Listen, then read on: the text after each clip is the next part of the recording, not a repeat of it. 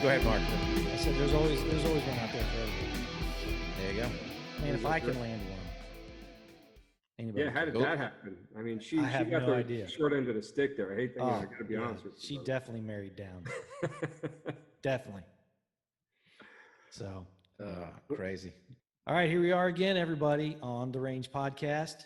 And today is another special day. We have a guest with us. On the Range Podcast is brought to you by HOGG Tactical and Kelly Defense.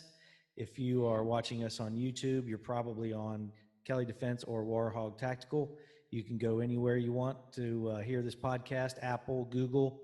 And if you are watching us on YouTube, hammer that like button, smash all over that notification bell. Now today, Rick, we got a special guest, been trying to get Ken on for a while. Why don't you go ahead and pull it in? Yeah, buddy. So we got Ken Stretz from Stretz Tactical. We've done some stuff up in Connecticut last couple of years, Ken, I think it's been. Yeah. So we'll kind of pass the torch over to you, Ken. Give you you can intro yourself to the viewers / listeners, and then Sure. Man. Cool. Yeah. So my name is Ken Stretz. I own a company called Stretz Tactical. It's a mobile firearms training company. My background: 9.5 years in the Army Reserve. Did a year and a half as a commo support guy in 11th Group. I was a record telecommunications center operator. They got disbanded, transitioned into the military police. Did the remaining 8 years between the Army Reserve and National Guard MP units. Got out just before the GWAT started, so I missed that party. Been a police officer in New York for 23.5 years. Started with the NYPD. Since then, I've worked at the state, county, local level in a variety of capacities: highway patrol, marine patrol, SWAT, firearms instructor, whole laundry list of different things. I have to really stop and think about everything I've done. I've been pretty blessed in my career. Also involved in a line of duty shooting. Shortly before that, I was just a few feet away from another officer who was involved in a shooting. Responded to a lot of shootings, been involved in a lot of situations with folks that were armed with knives and guns that were successfully resolved without any shots being fired. So I've taken that experience in the street, coupled it with, I'm like a lot of guys, a student of the gun. So I've been through, it's somewhere over 80 shooting schools now. So combine that experience with pretty good amount of training, and I forged Stretz Tactical from there. In 2013, so I've been doing it, about 7.5 years. I think I incorporated in like May. And yeah, that's it. So I do handgun, shotgun, carbine, low light, force on force stuff. I've been blessed to do a little bit of work with entertainment, training actors and doing a little bit of technical advising, and just trying to expand out.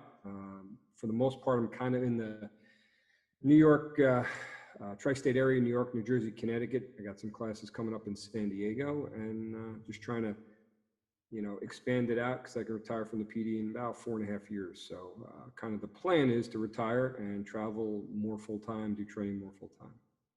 Yeah, buddy. Especially up there in those unfree states, man, gets a little tricky, little hard, little dicey, especially those of us from the free states rolling up there, So I think, Mark, I think I had to give Rick hugs and some counseling the couple of times he's been up here. Tears start rolling down his eyes. Like, what do you mean we can't do this or can't have that? Dude, it's hard to breathe, man, because all my rights are like just whisked away. All these crazy laws you guys get up there. It's like, no, and it's tough. People like to say, when you see all these debates on these forums, oh, well, just move away, or I'd move away. But you know what? When you grow up in a place and you got your family, you got your job, you got all that stuff, it's hard to just pick up and walk away. So it's pretty easy for somebody on the internet to say that, and even in retirement. Yeah, but you're seeing, believe it or not, California is, I think, the state right now that's kind of leading the mass exodus. So you're seeing a bunch of people bail out of California because they're done with the taxes, they're done with all the politics. And I get it, dude. Totally. When you've got roots there, it's hard. Are these people in the transition stage? They finally just have enough, because you get to that point where, hey, enough's enough, whether it's you're paying either the state, Uncle Sugar, whatever, your hard-earned tax dollars, or the rights that you want just aren't there. And it's no different, go ahead, bud. No, I was going to say, I got friends in Connecticut, and Connecticut's like a weird state where you can have like NFA items, but you can't have, like, if a brand new AR-15 came out today, you couldn't have it because it's not pre-banned.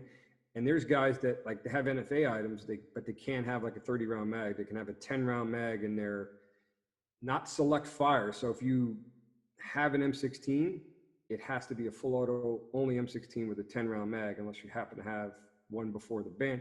So there's guys I know that have some semi-cool stuff, and they're like, no, we can't play this game anymore. I got to move out. And the hard part is getting the wives, and the kids. So, yeah, it's crazy. Yeah, and especially with Connecticut, man, they just passed that law where now people can sue the individual officers. Yes. I forget the qualified immunity. That's it. Yeah. Qualified immunity. Yeah. So they pretty much chucked that thing out and pretty much left those boys out to the ringer. So, but like you said, it's hard, so when your roots are established, the family's there, just to pick up and roll.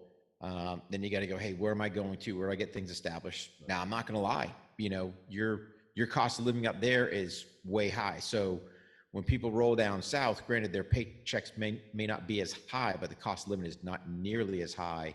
So there's a easy balance when people migrate out of those unfree areas. So, I mean, you've been to my condo. You stayed here for what I paid for this. Just it got me thinking. When you're here, I went on Zillow or whatever those real estate things, and I'm like, I could come be your neighbor, sell this, and for what I paid for this place, small little 1-bedroom condo, I could buy like a 3-bedroom house down by you. And I'm like, holy crap! But yeah. My brother just moved to Pennsylvania. He was a cop here, vet, big gun guy, and he's like, I'm tired of this, especially now that I'm retired. He's like, I want suppressors and machine guns, and he wants to, and I get it. And there's a little bit of novelty to that stuff because I have suppressors and SBRs, and after a while, it's like, all right, if you took them away, yeah, I'd be mad because it's my stuff. But would I pick up and move? I don't know. But he keeps telling me, just you retire, come out here. But if my business isn't established out that way, and traveling more, what do? I shut my business down and then try to start over again in Pennsylvania. I got a lot of repeat customers here in New York. So, I retire, but now I got to worry about the business, which is why I'm trying to grow it more and stretch my legs. So there's so many moving pieces to that. I'd love to say, yeah, let me go to North Carolina, Arizona, Nevada, wherever. It's just hard, man. But I think it's, when you look at it, Ken, a lot of these guys, it's just not a firearms specific reason. It's one of many, so you start looking at cost of living, taxes, yes, all this other crazy stuff. And especially that, on the California side, I mean, when you're paying $1 million for nothing, they're just, they're tired. So, I mean, I get it, but you just got to sit there. You've got time and just figure out, hey, what makes sense. And at the end of the day. Well, here's the other thing too. Like, I've put a lot of thought into it, right? And it's like, what happens? I remember years ago, I tore my meniscus. So, my leg's all bandaged up. I, had to keep it straight. I couldn't bend it or anything. And I went and stayed with one of my brothers and his wife, and they kind of, they took care of me, right? They helped me up the stairs, and, you want something to eat? Here, we'll bring it to you, all of that stuff. What happens? You get hurt like that. I mean, that was a minor thing, but you get something more serious and you need some help, and you got nobody. So you move to some state where you got nobody. Yeah. So, but yeah, I mean, the other thing people from New York will do is they'll retire, they'll take their pensions and they'll go to other states where you don't pay, is it state taxes, I guess, on your pension? Yeah, income tax. Yep. Yeah. So it goes a lot further moving out of here. Plus the cost of living is cheaper. It's like, man, that's a home run. Like, why not? But then you got all these other little things to kind of figure out along the way. But it's just establishing your support network during that time, right? So it's one of those where, and I've known a couple people from New York, and for whatever reason, they migrate down to Florida, probably because of the lovely winters you guys have up there. Okay. But they'll go down to Florida, and again, cost of living is cheaper, but they start establishing, they may not buy if you want to say the perfect house to start, but kind of, hey, this is the area we're looking to stay in. Boom. Now at least spend some time there, start building some of those relationships down there. And then when it's time to leave, like you said, they pack it up and roll out of there, take the pension down to a better state that's going to provide a little better for them. So just food for thought. Yep. What's it like by you, Mark? Is that a place like you could stay, or like what's it like out there? The Midwest, it's a little bit easier to split your time, like Rick's talking about with Florida and some of the Carolinas and things like that. Because I don't have to travel as, quite as far, and I don't have a big family that are young. Most of them are, young adults, got their own job, they're established. So it's a little bit different from my set of circumstances, but you guys, on this, Mark, right? So you guys aren't, if you want to say 2A oppressed up there, not that I know of. No. Cost of living's not too bad. It's not. It's not like, decent income. So, I mean, it's not a bad, option to go, hey, hold what you got. Yeah. We have a lot of guys splitting time, and the guys who are newly retired from our professions, uniform services, they find it easier to do that than, like you said, Rick, than picking up the whole thing and run into somewhere else where you have none of those things. Especially when you got, Rick, you got grandkids coming. I mean, so do I. It's the same kind of thing. But the cost of living is not bad here. We don't get hit terribly hard on the 2A stuff. And, like you said, the salaries aren't bad around here either. So pretty lucky. Now the income tax is still there, but all you got to do is go to Kentucky, Tennessee, Indiana, I think is part of that party now. Florida, there's no income tax on pensions. So there's a lot of pluses to just moving across the river, Yeah. How's the COVID treating you guys up there, Ken? Dying. Yeah, everybody's dying, and especially if you're in a nursing home, because the governor murdered 10,000 people by mandating that they had to go in the nursing home. Apparently there was just a spike yesterday into today or something like that. 3%, I saw 3%. Yeah, I saw that. So that's kind of screwing me. So as you guys know, I'm going out to Academy out in San Diego. What was that? 17, 18 October, something like that. So because California was on the list, which had just got taken off a week ago, I initially had to quarantine. So I had to burn up 10 extra vacation days just because when I came back, I had to stay at home. And then my job was like, you got to go get a test on your 8th day because you got to be back in the States 7 days, I guess, incubation or something. I don't know.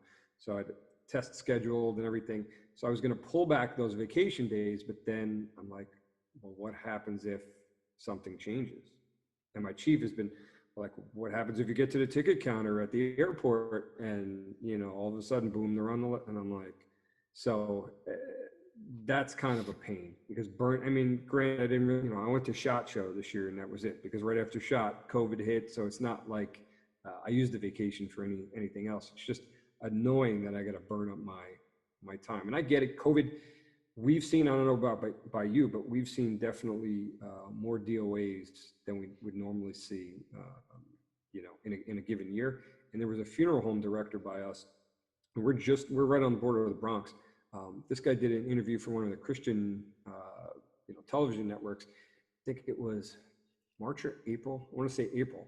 Normally he would do 4 or 5 funerals, but he did 40. And I seen him in a DOA. He came to pick up the body in end of May, and he was up to like 60 funerals for that month. Wow. So COVID's real, but at the same time, it's like, man, we you're killing small businesses. I know me, and I don't know if it affected you guys, but I had class in New Jersey, 15 people. I had to refund that money. Not only that money, but I'm sure you guys are doing the same thing where you go through PayPal or something. I lost 3% on every sale. Right. So I'm getting kind of screwed twice. And then I had classes in Connecticut, classes in New York. So I refund them. And it was starting off to be a great year for the business financially. And then all of a sudden, man, they kicked me right in the nuts. Now things are, opening back up. And because of civil unrest, people are scared shitless. I have a lot of liberals that are reaching out to me and like, I want to get a gun, I want some training. So it's been picking back up, and I've recouped that money now. So we're kind of on the upswing, but that could turn around in a friggin' heartbeat with this stuff. And now they're saying, oh, you know, the second, what do you call it when it dies down and it comes back up? I think they have a term for it, but now they feel like we're going into the fall. People are going to start getting sick in bigger numbers now. So Of course, people get sick in the fall. I mean, that's cold and flu time, right? Weather change. I mean, come on, man. But honestly, I think I had it in August, to be honest with you. I never get the flu or colds. Hey, didn't we share a hotel room? You got COVID, man. It's too late. No way, dude. I got my mask on here, so there's no way I can get the transmission, so I'm safe. You gave it a scout, and she jumped in bed with you. You petted her, and that's it. You got COVID. Yeah. That's it. You can't get rid of it. I'm doing the rest of the interview like this. Man, there it is. Safety first. Only if but you know what? If I had my PT belt, boom, magic force field, safe. And the MPs would leave you alone. Yeah. Damn well, MP. you know, I saw that they're trying. The big controversy was in New York.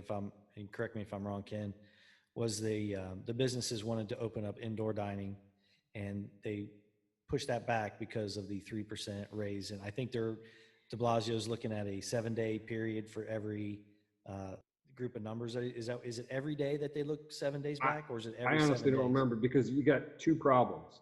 One problem is called De Blasio. One problem is called Cuomo. Yeah. So you got two problems, and the two of them fight. Yeah. Like historically, the state police has had people in the city, Troop NYC, but they really don't do much.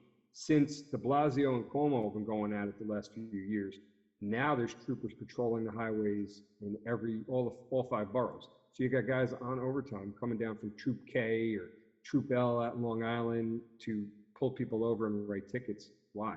Yeah. You have Highway 1, you know, you want to put people on the trains because of terrorism and all, you know, they're doing that. They're putting people at the airport, but they also have the National Guard walking around Grand Central Station and Penn Station. You know, how much of it is fluff and how much of it is just pissing, they're just pissing each other off. And now the thing is, they're going to send a National Guard to pick up the garbage because De Blasio is not picking up the garbage in the way that Cuomo would like it. So it's so hard to follow these guys. But I know, I have a friend of mine I went to high school with. She's got a few restaurants and bars. And anytime I go on Facebook, which I've been trying not to, because social media is like the news, man. It's just negative. But she's always posting like how this is killing her. And she's not the only one. It's killing everybody. It's like, come on, we got to open things back up. Look at kids. How is this going to affect kids, especially people that are a little bit socially awkward as it is, where now you're going to just do this distance learning? Like, can you imagine if the 3 of us had to get to know each other just through this computer screen? Like, how do you really... Easy. Probably like us a whole lot better. Yeah. Yeah. Well, I'm naked outside of this T-shirt too, so you wouldn't see that. See, that's the beauty of it, man. I've got a halter top on. You can't tell what I got, you know. You know, it's amazing. We talk about California and New York, and you know, Rick and I have talked about those 2 great states. I mean, as far as, you know, it's beautiful, California. I mean, you are a drive away from doing almost anything you want in any type of climate. Probably one of our most picturesque states. Beautiful out there, and we just feel for our American, you know, brothers and sisters out there. And you know what, Ken? You know, the wife and I went up to visit Sleepy Hollow and did a trip. You know, and man, we had a blast. First time I've ever been into the city. Loved it over there, and I got to spend some time with you and have lunch, and we had a great time. So we're really feeling for those guys, especially like your friend. Man, these businesses are getting crushed, man, crushed. But here's the thing, you know, this is my 2 cents from kind of being at both states as an outsider recently. I tell you, man, California by far, I think, is a lot easier state to deal with than really New York. In what way? Just in general, or? So here's a prime example, right? Granted, I drove up to Connecticut, but if I fly into New York and coming in from a hot zone or whatever, I've technically got a quarantine. Nobody gave me any crap coming into California, not where you're coming from. Hey, you got to lock yourself down. So you can kind of have that freedom of movement there. Yes, they have their firearms restrictions, but it doesn't seem to be as bad as New York, because, New York cops, it just seems, no, just hear me out, right? So Okay. it's a twofold deal, right? Yes, they're both, I'm not saying one's better than the other, because you both have about the same thing restriction wise. But it's like when you look at, and you can talk from a cop standpoint, New York, if you get a gun bust, it's like a big deal. I don't hear that same chatter with the California cops. And I'm not saying they're not out there doing their business, but it's almost like, man, you get a gun bust in New York, that's No, a it's the good Holy career. Grail. Yeah. Where you just I remember don't. I remember when I came on, it's like, when do I get the gun collar? And it only took a few months. I was working in the Bronx, so it was kind of easy, but yeah, you're right. So I guess it's just a different mentality.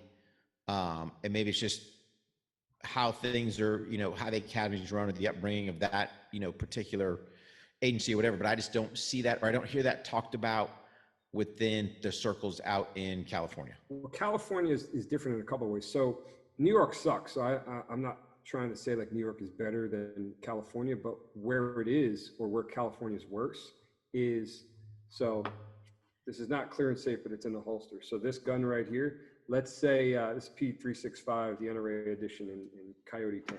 Let's say that when the 365 was introduced, right, it was obviously black. Let's say that gets on the California approved list. Now they come out with this NRA edition in Coyote or FD or whatever you want to call it. Mm-hmm. You can't own that gun. Well, why? Because that gun is not approved because it's a different color. Like, it's that bad. And now they're talking about to allow new guns on their approved list of handguns. For every new one that comes on the list, we're going to take 2 or 5 or something off. So California sucks. It's really messed up. And New York is no, it's no great place to be a gun. Does New York have the approved list? No, we don't have that. So Okay. You can have whatever you want, but there are other messed up things. So if you live in the 5 boroughs, you're only allowed, even if you get the almighty full carry permit, because in New York, you have premise permits, only good for your house and the range.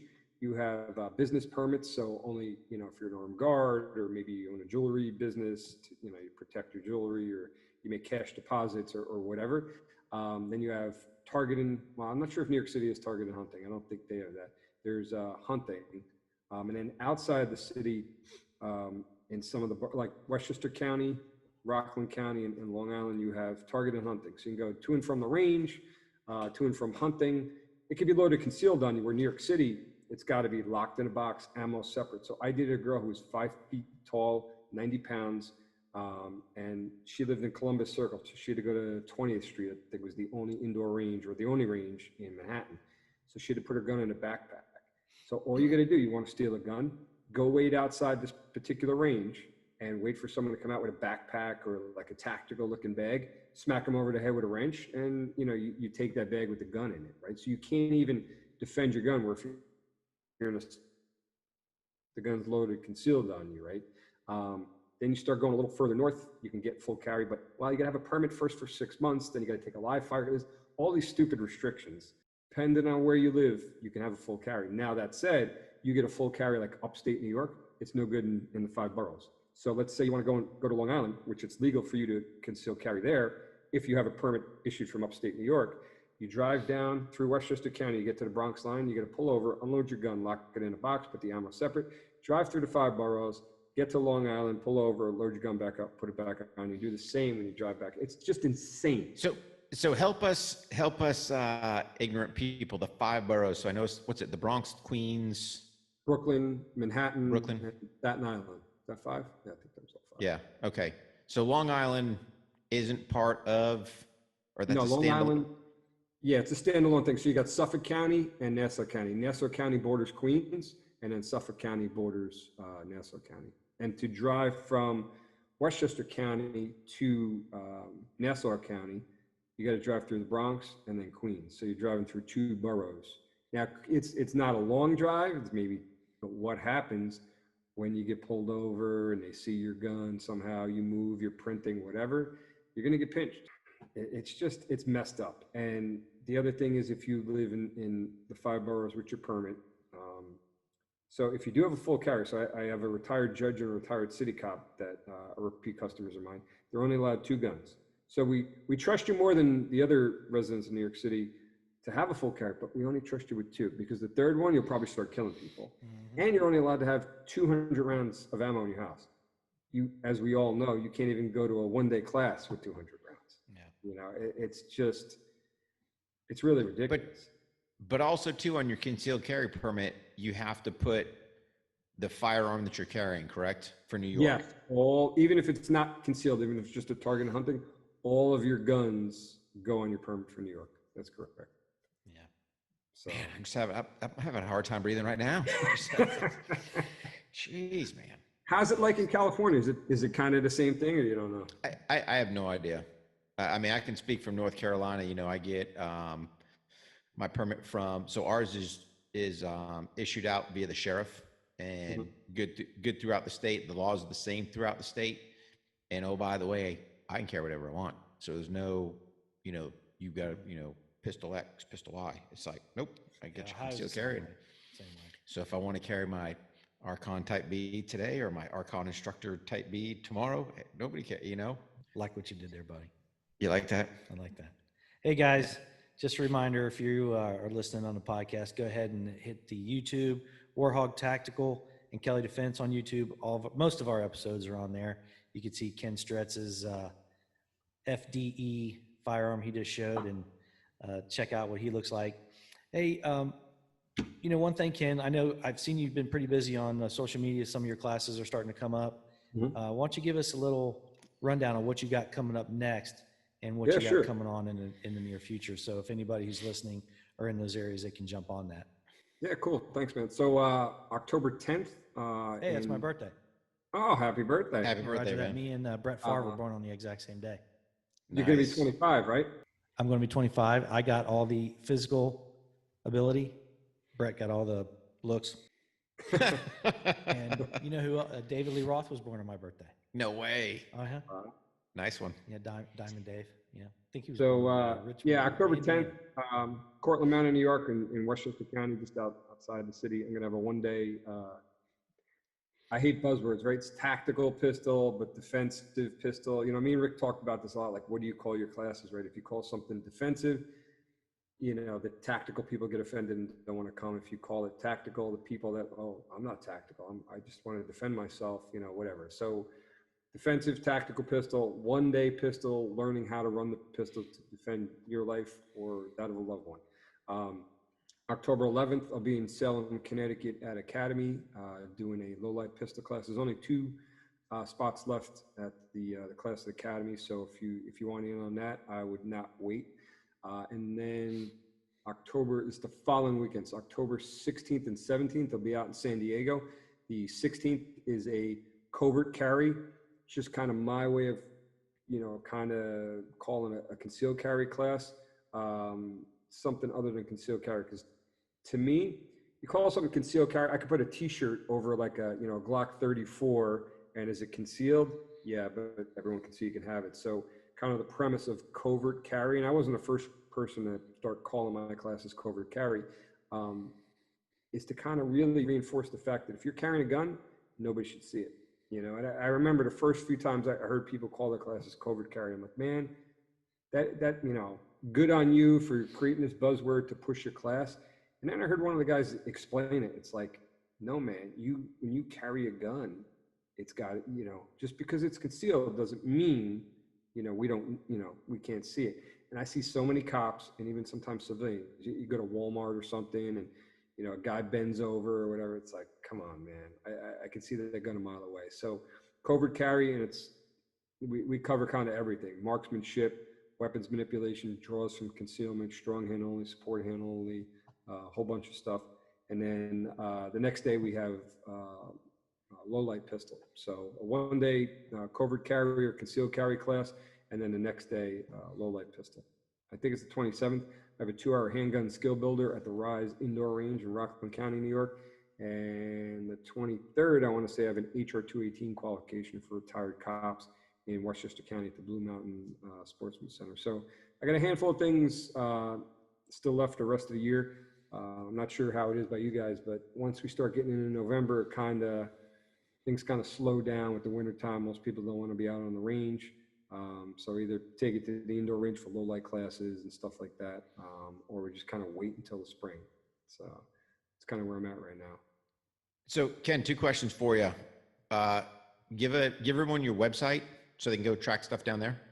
Yes, sure. So it's StretzTactical.com. That's STRETZ Tactical.com. And then I'm also on all the social media, Instagram at Stretz Tactical, Facebook Stretz Tactical, Stretz Tactical YouTube channel as well. And then, hey, is Miles coming out to your class in California? Yeah, he's supposed to. I should probably touch base with him here in the next couple of days. But yeah, he's going to be. So Miles from the Tactical Hive will be filming a review for both the covert carry class and the low light class out in San Diego. Yeah, so that's just something for the viewers, listeners. Hey, which I think somebody else is going to be popping up on the Tactical Hive channel too. It should be. Is it Mark? Yes. Should be here shortly. So that was back. When did I do that? Beginning of August. So we're about 2 months. So I'm not sure how long it takes him to do all his editing and stuff like that. I think it's a few months of editing because he's nonstop. He's like a professional. Dude, he's everywhere. He's going everywhere. Then he's got Charles, the camera guy that rolls with him, grabbing all the content. And I don't know if they've got other jobs as well, but getting all that stuff. And New York is so crazy. I'd like to buy a handgun. Okay, which one do you want? Can I see that one there? Let me see your permit. Oh, I don't have a permit. Oh, then you can't touch the gun. Okay, well, how do I get a permit? Go to the sheriff's office where you live. I go to the sheriff's office.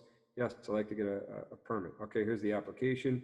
You get to page whatever. It says list the handgun that you purchased to go on your permit. Well, I don't have one. So you call the sheriff's office. Hey, I don't have a handgun, which is why I'm getting a permit.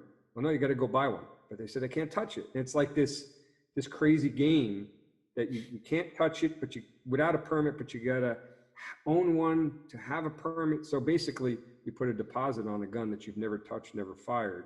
So, and then you put it on your application. So a lot of guys will go to Connecticut or New Jersey to rental ranges where you don't need a permit. And if they're smart and if they're guided in the right direction, and they'll shoot guns over there to kind of get an idea what they want. So Connecticut's messed up and it's not great, but in a lot of ways it's better than New York. Well, it sounds like it's a lot better, right? So you can run NFA stuff. I can actually touch a firearm without a permit. That's a novel concept. You can run FA stuff, but you can't run select fire stuff. So your M16 is full auto only. And unless you got that magazine for that M16 before whenever their ban was, you got to put a 10-round mag in your full auto M16. So it's just let that bad boy run, man.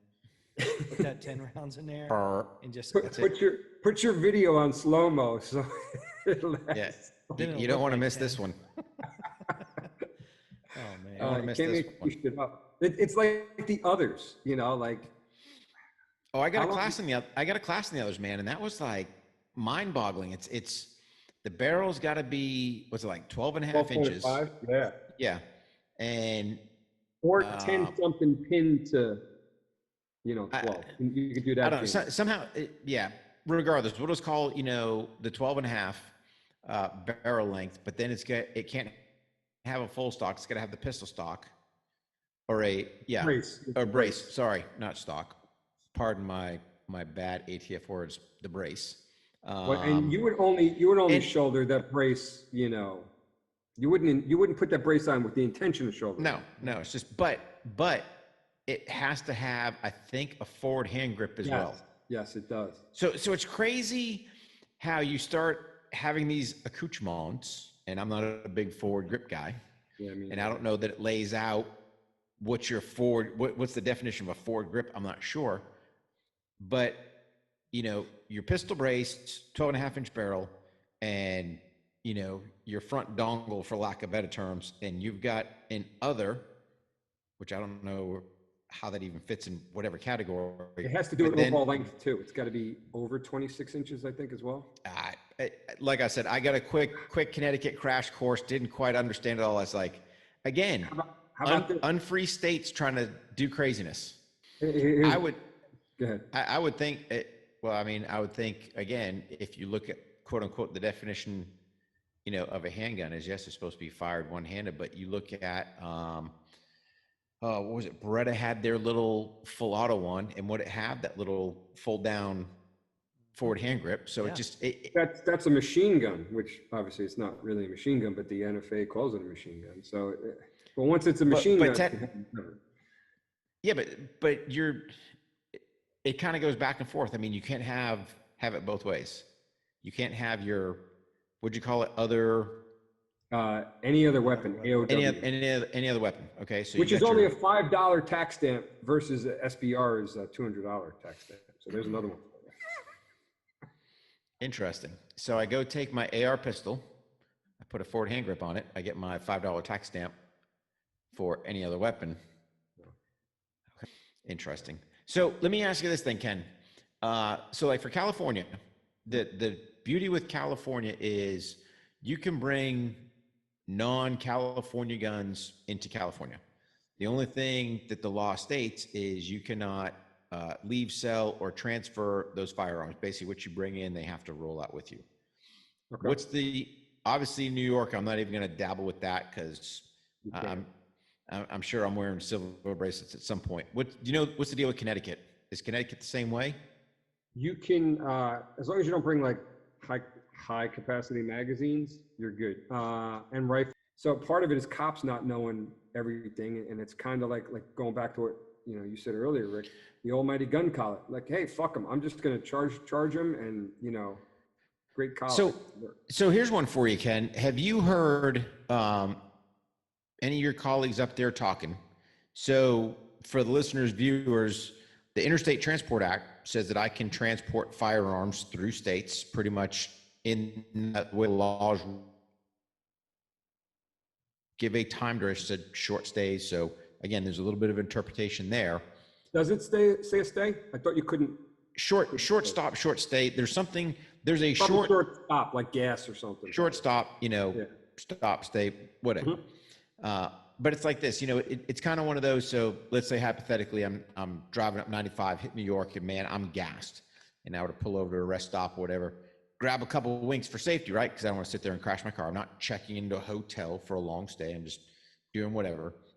But my question kind of goes, have you heard of anybody that has tried to grab an out-of-stater in a situation like that, where they're just passing through the state? And again, going back to kind of the ignorance of the law, not even understanding or even knowing potentially the Interstate Commerce Act as far as transporting firearms. And just curious if you've heard anybody. So I'll give you a couple of them. One, 23 and a half years as a cop in New York. I've been through two police academies, the NYPD and the New York State Park Police. Neither of them mentioned the Safe Transportation of Firearms Act. Neither of them. I think the first time I studied for the sergeant's exam was probably 2006. I came on in 97. So 8 or 9 years I was a cop. When I studied for the sergeant's exam, no, it wasn't from the sergeant's exam. It was when I started my business in 2013. I went to a legal seminar on HR 218 because I was going to start qualifying retired cops. They mentioned it in there. I'd always heard if the ammo is separate, just heard that just like any other person in a gun store, you hear bullshit, right? And I'm like, that's not law. I never heard of it.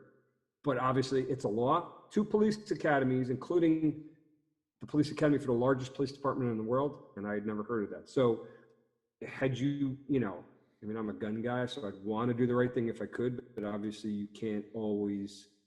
Sometimes you got to do what you got to do because you're going to lose your job and everything. But I had never heard of it. So if I pulled you over, or came up, you rolled your car over in an accident, you're unconscious, I got to go through all the the stuff in your car when I impound your car for safety, and I find guns.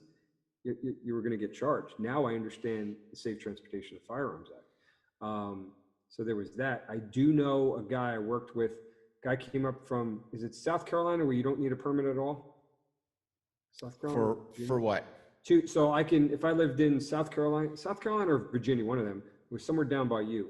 Guy, I think you could just go into a gun store, buy a handgun, and load it up. Yeah, I mean, so us free states, here's the deal.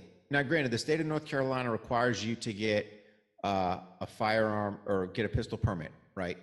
It's a cheap, easy way that makes the state money. I'll be an honest broker. Yeah, they run a background check, but it's a quick, easy. So you figure, look at it this way. If 100,000 people come in, and again, the permit's only $5 unless you're a concealed carry holder, then you don't need one. But 100,000 people come in, that's $500,000 for what? Giving them a piece of paper.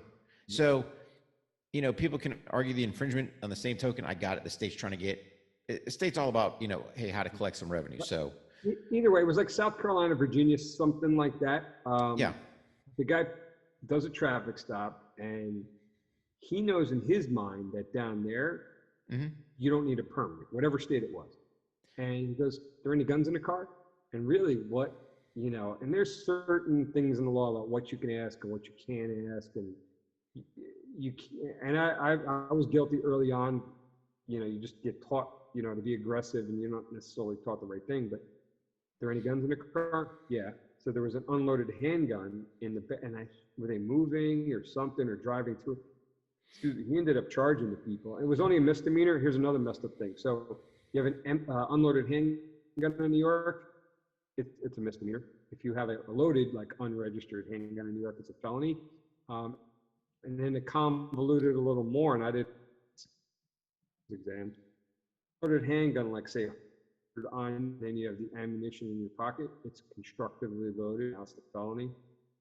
But, so it was a pure but nobody out of state would have a registered firearm in the state of New York because there's no there's no reason to. Right. So this guy was like, "Oh, you're from," and his only, because I remember talking to him afterwards. I'm like, "How did you find the gun?" And he goes, "Well, because it was it in the bed of the pickup or were they trailers? I don't remember. It was a few years ago now. But I remember him going, "Yeah, I've been down south, and I know you don't need a permit in whatever state." So I asked him, and then they said, "Yeah, we have a gun." So here's kind of the question then. So traveling through the state, I get pulled over. Officer goes, "You got any guns in there?" Is my response? My response. You don't have to answer that. Well, you could lie. I'm not telling you. Or I could say I'd like to say I can plead the fifth. You start doing what's going to happen. They're going to get in your car somehow. with the warrant. And I thought that used to be, or a dog that can sniff out guns. You're a canine guy. You can do article. Oh, come on, man. And I don't think you need a warrant for that. I think they could just bring the dog. Mark, you know anything about that? I think they can just walk the dog around your car if the dog hits on the gun or whatever. Yeah, I don't know. In the state of Ohio, I think you need a search warrant if they wouldn't let you search. Yeah, I don't know what the underlying crime would be to obtain a search warrant, though.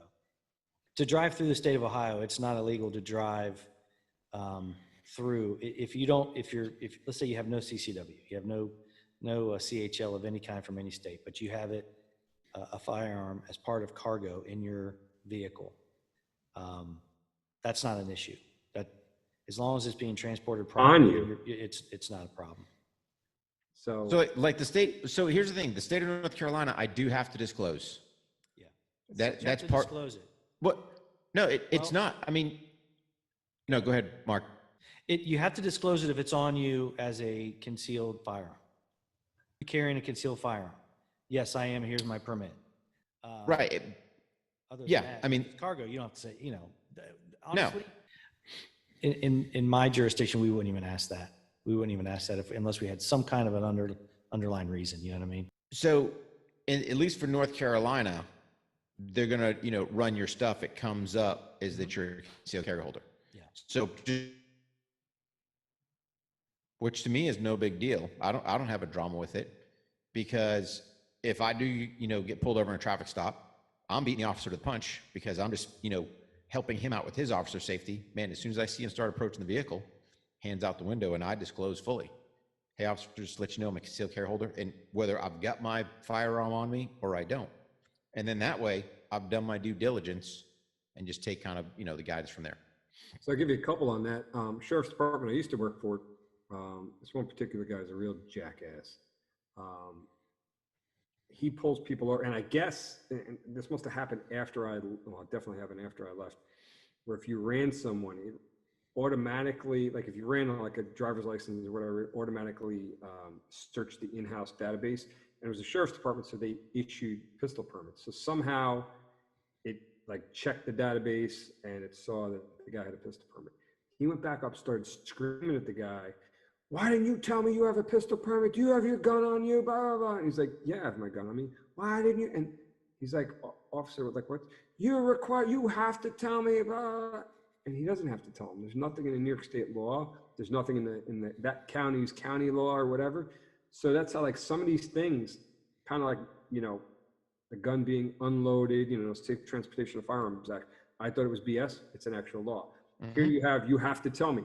No, you don't. Or me traveling with that girl in Ohio, and we pulled over and it's gone. But that made me research. I was like, oh shit, there is some truth to some of this stuff. So that you got to research not just where you live, your adjoining states, anywhere you're going to travel, flying with guns. So here's another one for you, Rick, to get back to the question you asked. There's been quite a few cases of, hey, I'm going to, I'm going to go from, I don't know, Idaho, Connecticut or whatever, and I get a layover in JFK. They get the layover, but now there's a storm or something and they can't fly to, whatever, Connecticut from New York. So you have to leave the airport. Yep. So you take your luggage and you go get a hotel. With your firearm in it. That you got to go back through. You come back. And I've got to declare it. And guess what? In New York, if I get up in the middle of the night to take a leak, I bring my gun with me, So, not literally, but anytime I travel, I bring my gun with me. And I've flown out of all the big airports. New York is the only one I've been through where you got to call the police to come over, and they got to check your serial number, they got to check your ID and all of that. So when people come to the ticket counter, they're going to get a visit by the police. Well, here's a better one. And I mean, I guess if they're doing it discreetly, that's cool. Vegas, the ticket counter agent wants to see your unloaded firearms. Sometimes he does it and they just check it downstairs. They check it downstairs too. How can they check it downstairs when it's locked? I guess, you're supposed to have the TSA locks, which I don't have. When I travel with it, I just have the number. No way, dude. Nowhere on there does it say you have to have TSA locks for your gun box. Because because the thing is, at that point, you've lost control of your firearms, right? So I got into a big argument with TSA in San Diego because historically I've been present when they have opened my firearms. Because at the point where they open the box, I don't have control. So just pick this up for San Diego, by the way. I need to get by. So just be prepared. Here's the deal. San Diego, they will want to take your key. Now, if you want to beat them to the punch, really? Oh yes, because I went round and round with them. Now I get it. Typically, sometimes my box gets open because I have explosive residue for certain people I work with. You know what? That's cool. And I kept asking her, "Hey, did it come up for residue?" She's like, "It's got metal." Well, no kidding. I declared firearms. No. It's got metal, so we have to check it. I said, "Is it coming up positive for explosive?" There's guns in there. No, we have to look. So it irritated me because everywhere else I've been able to be there under kind of the firearms still under my supervision, right? Yep. Here's my key, open it up, boom. So now I've got to relinquish my key that, yes, the TSA, say what you want, goes back there and, well, we've got cameras and okay. So for 12 plus hours, I'm guessing, do I really still have control of my firearms? No. And then you ask, hey, let's just say hypothetically, I get it back home and there's one short. What do I do? Report, a stolen firearm? That's been a problem for people because what happens And I'll tell you, because I've heard it from people at the airports. Let's say New York. Hey, NYPD, I have a gun missing. Where'd you fly from? LA. Call the LAPD. Dude, are you fucking kidding me? No, it didn't happen here. We can't prove it. And it's like, come on. And you try calling LAPD from New York to report it. They're going to tell you to go pound sand. That's not going to happen. So you get this game played with you. And now what? You're going to call the ATF or something? So first time I flew was from JFK to LAX with a gun. So, New York, Port Authority police come over, blah, blah, blah, blah. So spent a week out there, and I go to come back. So I think they have airport police at LAX.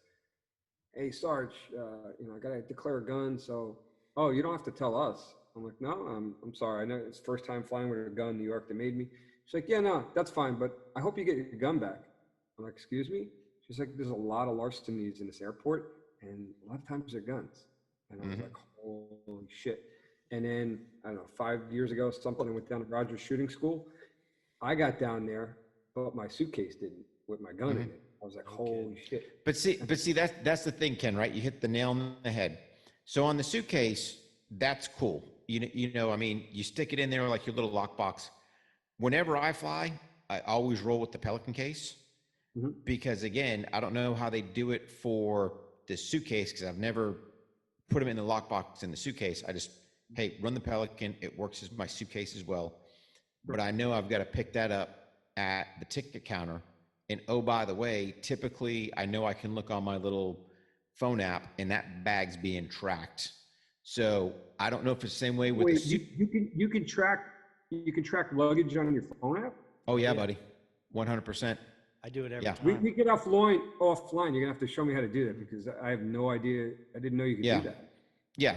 So and I just think it's important for, the viewers, listeners to understand, hey man, it's easy to fly with guns, right? Biggest thing, have the lockbox, declare it to the agent. You can fly with up to 11 pounds of ammo. But the key part being is, like I said, for me, that's my security is, hey, I've got the box. I know it's labeled, right? Because they put returned up, whatever the baggage claim, people are, so that the office supposed to go to the office now. It goes to the office, but it's tracked. Like I can see, it was uploaded, out of airport X. It got unloaded and is back in aircraft Y. So I bag, and I have never, at least flying with my gun boxes, ever had an issue, bag delayed, bag lost, bag. See, newer. I avoid all those bigger airports just because they're a pain. Try to get to your, smaller municipalities. To me, it works out easier. We're probably scaring the shit out of people who've never flown with a gun. No, here's the deal. But it's not hard. I think here's the biggest thing out of the biggest conversation that we've had. Ken, thank you for making us so aware not to go to New York, not to travel to New York, or drive through it, drive around that bitch. Just stay out of New York. Thank you, buddy. That was an PSA, awesome Ken Stretz Public Information Act. PSA, yeah. Yep. Yeah. Well, buddy, we always like to say thank you for your service and your continued service. Absolutely, buddy. Thank you guys. Really appreciate that. I've done nothing. Yeah, and we really, really appreciate you coming on the show. It's been a lot of fun. It's been kind of the same conversation, but a lot of good information in there. Like you said, just the situations that you've run into traveling from different states, Rick and Ken. So hopefully, people get a lot out of this. Some guy's sitting there with his wife watching this, and she's going, "You're never fucking traveling with your gun, asshole!" Like after watching it. Travel, not that big. Well, here's the thing: traveling out of New York, nope. Hey, North Carolina, I got no drama. And don't get a connecting flight. Don't get a connecting flight to New York either. No, we don't do anything going. No, nope. Bring a parachute. If they say they got an emergency land in New York, jump before you get to New York. Well, I got to go in the baggage claim with my bag, clip it on me first, and then make sure that I'm not the stay. Be like, oh. Awesome, brother. All right, guys. Well, thanks for having me on. I appreciate it. Let's do it again and talk more guns next time.